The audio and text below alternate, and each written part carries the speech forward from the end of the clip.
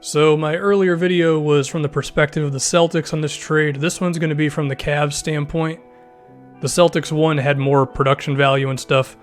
I don't know, I didn't feel like doing all that again just to talk about Cleveland. I'd rather just do a more mellow video. Shout out to Carmelo Anthony. By the way, I have a 2013 Knicks video coming in a little bit that I'm pretty excited for. But anyway, for the perspective of the Cavaliers, I think this trade, trading away Kyrie Irving, getting Isaiah Thomas, Jay Crowder, and the Brooklyn pick, is a hell of a move for Cleveland for a few different reasons. Number one, just if we're talking about this upcoming season, I think there's a real avenue for Cleveland getting better from this move, because going from Kyrie to Isaiah, even if you think Kyrie Irving is a better player than Isaiah Thomas, we would all agree it's not some huge drop-off. It might not even be a decent drop-off. I mean, offensively, Isaiah Thomas was fantastic this previous season. Averaging, nearly 30 points a game while being way too damn efficient and getting to the free throw line a ridiculous amount of times. If you put him into Cleveland's offense, I think he could be a little worse just because the Cavs rely so much on isolations and pick and rolls, whereas the Celtics used Isaiah more off the ball. And that's not to say Isaiah can't play that style that they used for Kyrie, but I mean, it's just not as good of basketball, you know?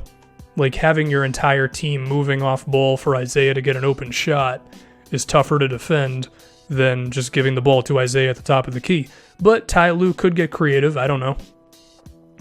But I do think Isaiah can come pretty close to what Kyrie Irving gave them. I think he can be fine playing off of LeBron, giving his three-point shooting, as well as Isaiah got really good at playing off of Marcus Smart drives and Al Horford post-ups when Al Horford posted up, which wasn't too often. So I think Isaiah can be totally fine playing off of LeBron. And then acquiring Jay Crowder, I mean, to me, Crowder's the type of wing that Cleveland needs. You know, he can defend multiple positions, and he's strong, he can play the four. He can help you against a team like the Golden State Warriors. So, yeah, it should be said, Crowder, he got a little worse defensively this previous season. I say a little bit, he was still one of the better defenders in the league, and he's definitely going to help them out, and I think he's a upgrade over J.R. Smith or whoever defensively on the wing. I don't know if they're going to start Crowder. I mean, I probably would start him over J.R. Smith, but I don't know what they're going to do. But still, it's a good pickup for them. And then the Brooklyn pick is so huge for the Cavaliers for a few different reasons. Number one, I'm going to talk about just how good Brooklyn's going to be this season. I really don't know. I mean, Jeremy Lin healthy, D'Angelo Russell, Alan Crabb, DeMari Carroll, Karis LeVert, Rondae Hollis-Jefferson. There's some players to care about on this team. And Kenny Atkinson is a good head coach who spreads the floor well. Brooklyn shot a crap ton of threes last season. They had the highest pace in the NBA, so they get pretty creative with what they do. I just don't know if those guys collectively are good enough to score enough points to make up for the loss of Brook Lopez. Two, their big men suck. It's like Timofey Mozgov and Trevor Booker and not Jordan Hill. The guy they drafted out of Texas, Jared Allen, he's a rookie. Their big guys are going to have some trouble this season, you know?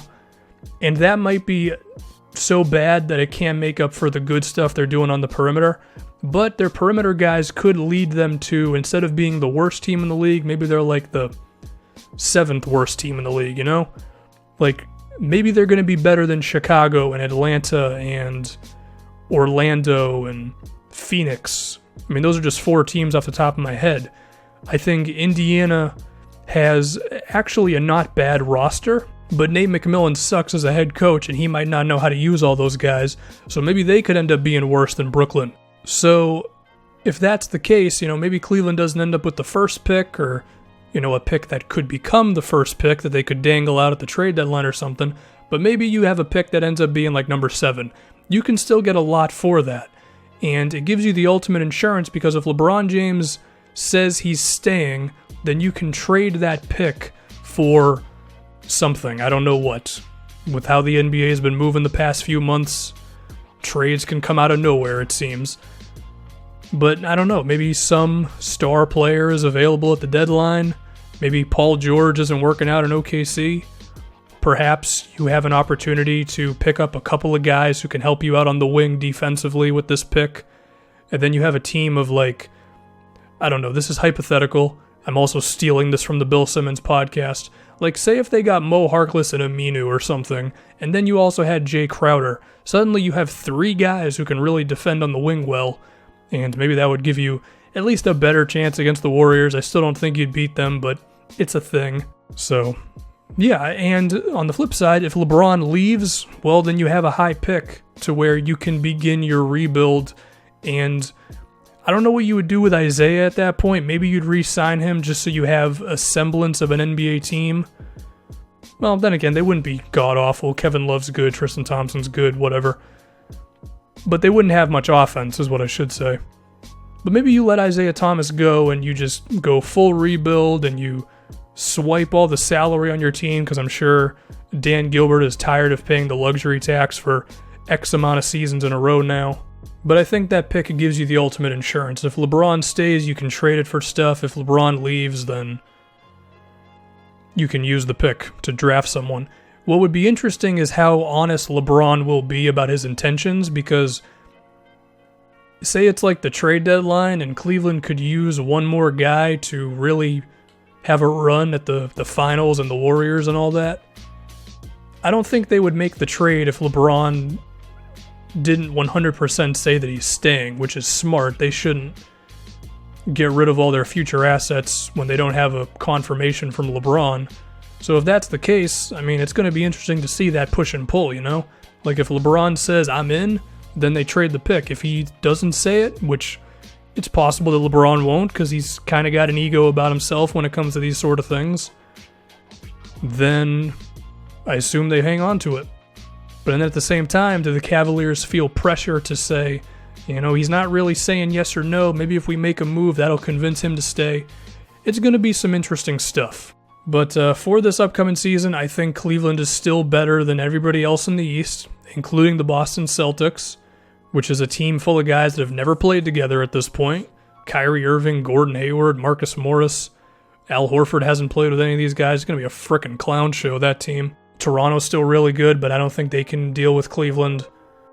I think the Cavs are still the best team in the East. I think they gained themselves a lot of insurance moving forward with that draft pick. And even if they didn't get better with this move, they definitely didn't get worse, and they helped out their future. So it's a grade A move for Cleveland, if you ask me.